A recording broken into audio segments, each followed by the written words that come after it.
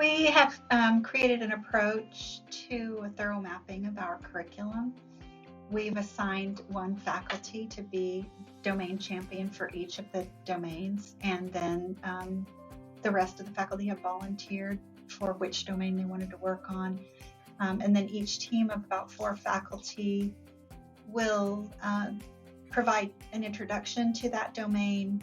Over the course of the fall semester, we have it calendared out at curriculum committee meetings, so it's going to follow a certain calendar approach. And then that group, that team for each domain, will provide assistance to the rest of the faculty in completing the course mapping on that specific domain. And they will also act as the subject matter experts on that domain, which we're excited about, because they will, as a team, they'll be able to really sort of delve deep into the meaning of that domain and what it should look like in practice in the educational setting. They're going to develop ideas for assessment and evaluating and teaching of the domain that they're working on.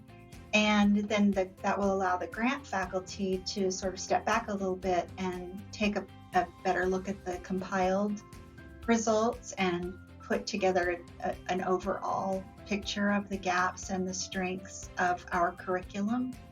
And then we will be able to seek the input of the domain champions on additional methods of teaching and assessment and evaluation on competencies that appear to be weak in our curriculum once we've been able to view the whole thing. And we are also sharing this transition to competency-based education and the essentials. We're starting this conversation with our clinical partners and letting them know so that they're all aware of the essentials and of our move to competency-based education and how we will want them to be included in the process. And we are also just starting to think about what it will mean to us as a program to move from sort of a concept-based curriculum to a competency-based curriculum, just continuing to have that conversation with our faculty so that there's better understanding of what competency-based education is. We have learned some early lessons. Most of the faculty didn't know about the AACN changes in 2021, and of course CBE, competency-based education, is mostly new to us as faculty, so didn't understand what CBE is. Many also were unfamiliar with mapping courses in general and didn't know how to do that with the new essentials.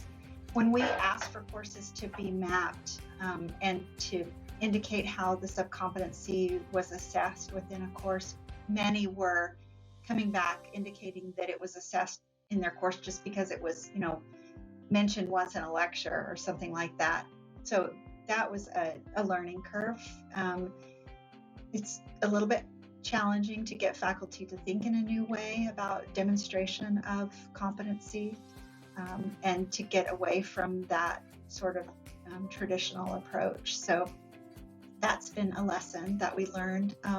We've also learned our curriculum is sort of owned by the faculty, and going through the process of mapping has provided a lot of insight and knowledge to all of the faculty in the program as we all learn more about our total curriculum. So we really had a very siloed approach. So even though the curriculum was owned by the faculty, we really were only experts in our own course and didn't have an idea of how our course fit within the whole program. So this is a lesson that we're learning. So for the first time, really starting to kind of have our eyes open to our whole curriculum. And faculty carry very heavy workloads. So engaging faculty in this work is challenging. That has been a lesson. It's also been a lesson, an important lesson to learn how important it is that leadership really support and buy into the work that's being done so that we have an advocate at a higher level of authority who is repeating sort of the importance of the work that's being done, the importance of the timeline, and sort of helping us as grant faculty hold the other faculty accountable for the assignments.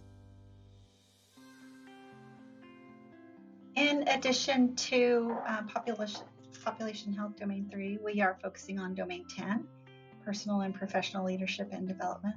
We chose this domain because we have seen so many students struggle with developing and maintaining resilience, and who become really overly frustrated by ambiguity and change. They have a very prescriptive approach, and that is challenging for them to thrive in an environment in the education and in practice, right? So we feel really strongly that we want to help our students develop in these areas. We want them to either maintain or reignite that curiosity and that desire for learning about nursing and nursing practice that they had when they very first decided to go to nursing school, in all of the practice settings and within every context of nursing practice, which we find that they kind of lose over the course of the program. So reigniting that and helping them to maintain that. We also chose this domain because as faculty, we need to do a better job of really intentionally demonstrating self-care and wellness behaviors, and practicing more care in our own interpersonal skills, how conflict is managed between us as faculty, our own ability to self-reflect and redirect our behavior. And this is really essential for the sake of the well-being of the entire faculty, as well as our ability to be better mentors and role models for students. We really can't preach to them these behaviors if we aren't excellent in demonstrating that we do them as well. We are engaging with our practice partners in this transition by introducing them to the new essentials, their role in contributing to our understanding of what competencies they need to see in a practice-ready nurse. And we're working to come up with some new and interesting ways, hopefully, for them to contribute to this process. We are currently reaching out to them through our advisory councils first to get a better understanding of what practice-ready is to them.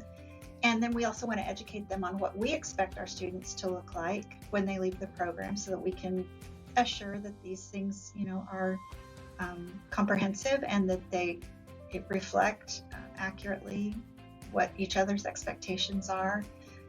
One way that we have done this in a little bit more deliberate way is a new project we're developing with school nurses in the local school district, through which the school nurses are going to help us assess student competencies in population health through precepting and mentoring student clinical groups through a community health improvement project that will be overseen by preceptor nurses in each school. So each school nurse will take a clinical group and will really mentor them through the process of developing and assessing the needs of the community in the school and developing a project, and hopefully also, actually implementing the project. Two of the faculty members met with the school nurses at one of their professional development meetings over the summer and exposed them for the first time to Domain 3, to the subcompetencies, to help them to better understand how important it is to us that we graduate students who actually have these population health competencies, and that in order to do that well, we need the school nurses' assistance and input.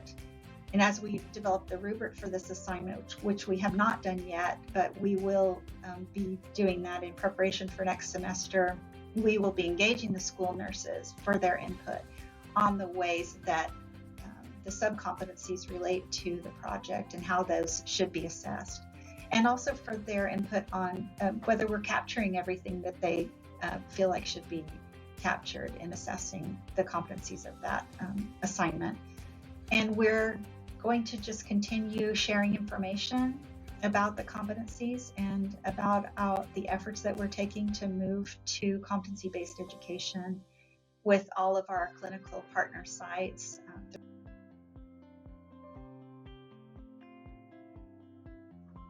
The new intentionality with which we are approaching a revised curriculum is going to be tremendously helpful. We are going to level the competencies and their assessment across the curriculum, designing methods to provide students with more specific and meaningful feedback, like in the moment, in clinical and in didactic, and making changes to our courses based on gaps that are becoming clear as we do this mapping. One change we're already making is providing additional faculty-led lab hours for new students as they practice the sort of basic assessment and clinical skills in their very first semester, so that they can receive more immediate feedback and also begin to sort of understand and expect to be able to receive immediate feedback on how they are achieving the competencies. We expect that using feedback from our practice partners in developing the assessment methods that we will use across the curriculum will also provide a way for the students who come out of the program to demonstrate what the practice partners indicated that they needed to be able to demonstrate before they joined the workforce.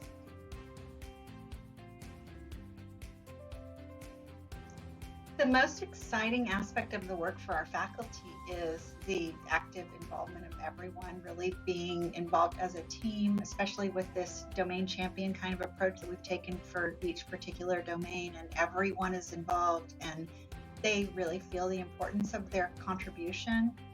It's also exciting for them to have the opportunity to feel like they're developing expertise in a domain. So because of the way we've assigned them out, each team, so every single faculty will be an expert in one of the domains, and each team will have expertise in the specific domain they're assigned to, and that's exciting for them. It's also exciting to be able to see for the first time what is happening in the other courses across the curriculum. As I mentioned, we have been fairly siloed in our sort of course approach to the curriculum, and each faculty doesn't necessarily have an idea of what's happening in other courses and where certain concepts are being taught. And this is exciting. This is exciting for everyone to be able to get a better picture across the whole undergraduate curriculum of where things are taught, where they're touched on again, where the gaps are. And it's clearing up a lot of questions for faculty about our own curriculum. And I think, although change is hard, I think we are all a little bit energized and excited about a remodel of our curriculum. I would say getting a good picture of overall where our curriculum stands and where gaps and strengths are is it's just an exciting prospect.